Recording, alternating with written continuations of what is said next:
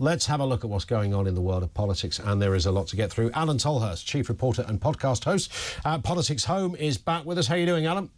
Yeah, not too bad. Thankfully, I don't have any Brian Ferry anecdotes, unfortunately. So that was actually one of the prerequisites for this particular show, but that's fine. Did you stick your laptop on Saturday though to get Oasis tickets? No, I'm from Manchester and I grew up listening to Oasis. I'm a big fan. I went to go and see them back in 2005. It was an amazing gig, but yeah. I'm afraid this whole reunion thing has just left me rather cold. It feels like a little bit of a kind of a chief exec's exercise, doesn't it? And the whole dynamic pricing thing really kind of put me off. So I'm afraid I won't be going unless someone's willing to offer me a ticket. I'm not going to be going. Yeah, and there was one I noticed on the Saturday morning. The other half was having a look at the different websites, and there was one website selling tickets for £6,000, and somebody had written, and it was quite interesting. It was sort of, the woman running the website was being accused of, people saying, this is a scam, don't buy it. And she very politely wrote back and said, no, we're one of the few affiliated people from Ticketmaster. We're genuine. The reason it's £6,000, very honestly, she just said, is simple supply and demand. She didn't try and camouflage it in any way, because you absolutely know, Alan, that, the odd multi-millionaire or one of those big corporate organisations will pay that money. Yeah, no, completely, and I kind of get that. I think that my anger with the whole dynamic pricing thing is that when you see it with things like Uber, when prices go up because there's lots of high demand, what that's meant to do is that's meant to draw more drivers to the area. So you're increasing supply to meet that increasing demand. But there's a fixed supply when it comes to concert tickets or, as we talked about as well, airline seats. That's that kind of stuff as well. So therefore, essentially, it's just kind of legalised price gouging, really, and I don't really want anything to do with it, to be honest. Yeah, I just thought, well, hang on, that's the price of the tickets, but they knew beforehand that it was probably going to sell out, and each time a big artist is up there, whether it's Elton John, whether it's Taylor Swift or whoever, you always read the headline the next day, usually in the Daily Mail, that says it sold out in 47 seconds. You know that's going to happen, but the idea of the price surge, that was a kind of new one. I didn't even realise that sort of happened. I knew people sold tickets on for a greater price, but I didn't know there was a mechanism within the Ticketmaster setup that did that. Yeah, and also I think the fact that you get all the way to the front of the queue and you think you're going to be paying one price and you're paying another, it's the fact that you're also given something like 2 minutes to make a decision. So you spend hours and hours waiting, thinking you're going to pay an amount, then you finally get to the front, you've got a chance to buy a ticket, but it's way more than you thought. But you've only got 2 minutes to make that decision. And so many people will have just gone through with it because they felt they had no other option, essentially, whereas if they'd had more chance, they'd have gone, actually, I'm not sure I do want to pay 4 times the amount that I was expecting to, but people are kind of forced into it. I know. I went down a rabbit hole as well, Alan, on Saturday. I suddenly thought, who are these Ticketmaster people? So I started Googling Ticketmaster, looking at the history. Apparently they started in the 70s. These guys in California, there were a bunch of college students. Every big tech thing is always a bunch of college students, isn't it, for some reason, whether it's, Apple or, Facebook, whatever it happens. We were in our garage, bored one day. And the conspiracy theorists love all of that, of course. But nonetheless, I don't know what they were doing then, but they would have been sending tickets by post, one would assume. Yeah, well, I was speaking to someone the other day, I remember all my kind of formative gig-going years as a teenager. There was none of this kind of online stuff. You literally looked in the back of a magazine and there was a list of venues and you phoned the venue and said, can I get 2 tickets, please? Or you queued up at like HMV or a music shop and they had a stack of tickets behind the counter and you'd go and get them. When the tickets were gone, they were gone. And they arrived in the post as well, in an envelope sometimes, literally, you could open up the envelope. Wow, there's my tickets. There was the little stub that could be pulled off, which you kept. I'm quite tragic. I think I've still got quite a few of those, certainly for a few sporting events and stuff as well. You don't get any more with digital tickets, do you? So that's true. When you say sporting events, can you just illuminate on that a little bit, Alan, just so we know where you're at in that respect? Are you talking about ice hockey here, football, what?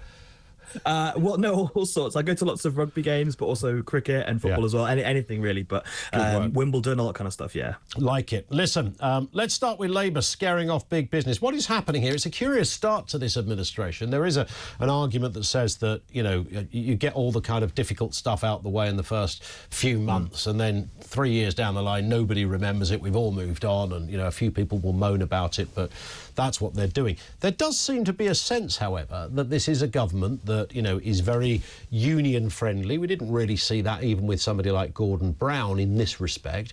And some business chiefs are saying, look, no, this is a bit weird. You've got the potential of a national insurance employers' national insurance rise coming up, which is great if you're PricewaterhouseCoopers or something, but most medium and small enterprises will struggle to meet that additional cost. And then extra workers' rights, when most places have pretty good workers' rights. I mean, try arguing with an HR department these days. So you don't need a union, frankly, because they're pretty big in most companies these days. There is a sense, a sort of a headline, if you like, Alan, that, this is not a government that is that close to business. Well, it's interesting because they spent the last couple of years really, really working at it. The so-called smoked salmon offensive, all this kind of breakfast in the city with Rachel Reeves and other parts of her Shadow Treasury team, to really work hard. And obviously there was kind of quite high business confidence. You look at the kind of economic confidence index, it had really plummeted in June ahead of the election. And then when Labour won this big majority, it kind of shot up. It's fallen back now. And I think you say it's this backdrop of potential tax hikes, whether that's, like you say, employers' contribution or other kind of tax hikes. I think that might kind of deter investment, might stunt that growth that we've seen.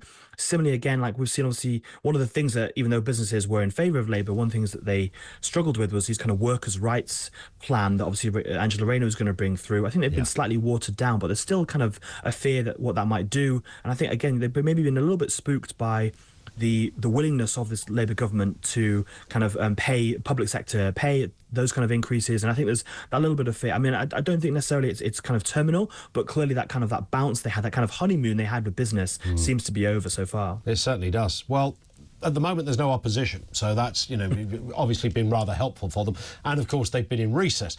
They're back this week, and there will be a Tory leader at some point in the next month or so. Today, 2 more candidates launched their campaigns to replace Rishi Sunak. I mean, you forget that he's still the leader of the Tory party. I mean, I've forgotten what the guy looks like. James Cleverly vowed to resurrect the Rwanda plan. Kemi Badenoch took aim at Labour, labelling the new government clueless and irresponsible. Let's have a listen. Labour have no ideas. At best, they are re-announcing things we have already done, and at their worst, they are clueless, irresponsible, and dishonest. They are trying to pull the wool over the eyes of the public about the state of Britain's finances, placing political donors into civil service jobs, pretending that they had no plans to cut pensioner benefits before the election, and then doing exactly that to cover the cost of pay rises for the unions with no promise of reform. But their model of spend, spend, spend is broken, and they don't know what to do. And this will only lead to even more cynicism in politics. They are already making worse mistakes than we did. Is she the next leader, do you think, Adam? Well, it's been quite hard to get a hold on this contest, really. As you say, pointed out that the fact that MPs have been away, it's all been kind of behind closed doors, hustings. And the polling of Tory members, although Kemi Badenoch has been ahead on some of them, they've been quite spotty, the polling. They've kind of been all different. People have been ahead in various different polls, so it's been hard to say. She's obviously has got some pretty serious endorsements the past couple of days. Both Laura Trott and Claire Coutinho, who are seen as people with big futures in the party, they're rowing in behind her, and lots of different MPs have done. But it's still hard to say. I mean, and there's lots of fears from her camp that perhaps she'll be squeezed out. Obviously, she's kind of the candidate on the right, that she might end up being squeezed out of this final 2 that eventually go to the members.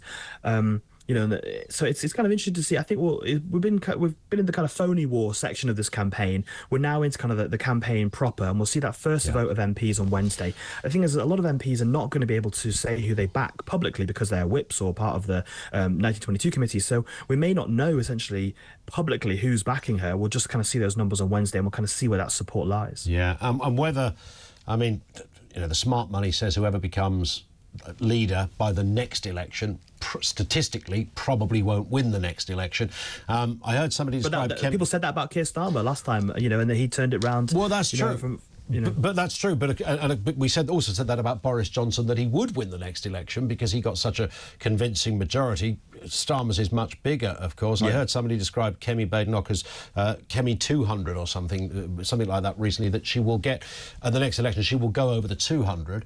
Labour's will come down. It will start to then look a little, close. But it won't be enough for her to win. Well, I mean, look, leading opposition is like the worst job in politics. That's kind of a cliche. And it's certainly the worst job in politics when you're down to 120 MPs and Labour. Ask William Hague about what it was like post 1997. So, yeah, it's going to be difficult for whoever wins to take over. And it's whether that message of kind of unity, uniting the party is the most important one to the members, or whether it's taking the fight to Labour or taking the fight to Reform. And that's really what I think we're going to find out in the next few weeks. Indeed. Let's move to another story here. Now, this, of course, started last week when we had this announcement, Starmer, about smoking and the banning of smoking in the pub garden and the like. The ongoing war continues. 60% fear that banning smoking in those pub gardens could wipe out Britain's pub trade. Let's remind ourselves of what Mr. Starmer said just last week. Over 80,000 people lose their lives every year because of smoking. That's a preventable death. It's a huge burden on the NHS, and of course it's a burden on the taxpayer. So yes, we are going to take decisions in this space. I think what perhaps surprised many people on this, Alan, was where this policy suddenly popped up. Of all the things going on, suddenly they crowbarred in a pub garden smoke ban. Yeah, and I think what's interesting is you heard Keir Starmer there talk about the 80,000 preventable deaths, and Number 10 had their regular briefing with journalists this morning. One of the questions was asked was, what is the link necessarily between smoking outdoors and these 80,000 deaths? And is there some sort of direct correlation that you can point to? Because it does seem like quite a leap to go from saying there are all these kind of preventable deaths from smoking, and that the number one way of tackling that is to stop smoking in pub gardens and that sort of stuff. And I don't think necessarily that link is kind of there. And so, yeah, it did take people a bit by surprise. I suppose the fact is that there was quite an overwhelmingly positive response to the, Rishi Sunak's policy, which again came out of nowhere last year to ban smoking, eventually for everyone and going up through the age grades. And so I think they kind of felt that because there was kind of public support for that, there might be public support before. And I guess it has been done elsewhere. I think it's been done in Ireland. Obviously, it's been around in New York for a long time. And this idea that there's no nightlife in New York because there's no smoking outside bars, I think is for the birds. So I think they kind of see that might be the way forward, and I guess people are kind of much more conscious about this kind of stuff now. But yeah, it did seem a bit of a surprise to kind of chuck in there, given they've already got a hugely bulging intro as it goes. Yes, I wonder, and again, this is something I've heard a few people refer to, that Labour, when they came into office, had almost a chronology. It was all set out. We're going to do this on day one. Then we announced that, and a very senior advisor would have gone, right, we don't want to get this smoking thing at some point. Throw it in there, not specifically because of the smoking. Number one, it keeps you in the headlines because it will be hugely debated. Number two, it gives a sense of where you're at on that particular issue. So it was strategic for the government as much as it was for whatever health claims Mr. Starmer wants to make. I can kind of see that as well. Yeah, and certainly it's not one, like, for the lots of things they needed to do on sort of day one. So, for example, the defence review, that's going to take a year. So they wanted to get it kicked off straight away. Other things they need to do, if they're going to survive, they're going to get things done in the first 5 years, they're going to need to get them going now. This isn't necessarily something that seems to have that massive kind of time imperative. But as you say, they've chucked it in fairly early, ahead of perhaps much more important things people might say they need to do as well, social care or all these kind of other things. But yeah, clearly it must have some sort of, political imperative behind it in order to kind of make sure that you've got it in before a lot of other things. Indeed. Listen, Alan, great to have you on as ever. Thank you for your time. He is Alain Tolhurst, chief reporter and podcast host at Politics Home. Thank you to him.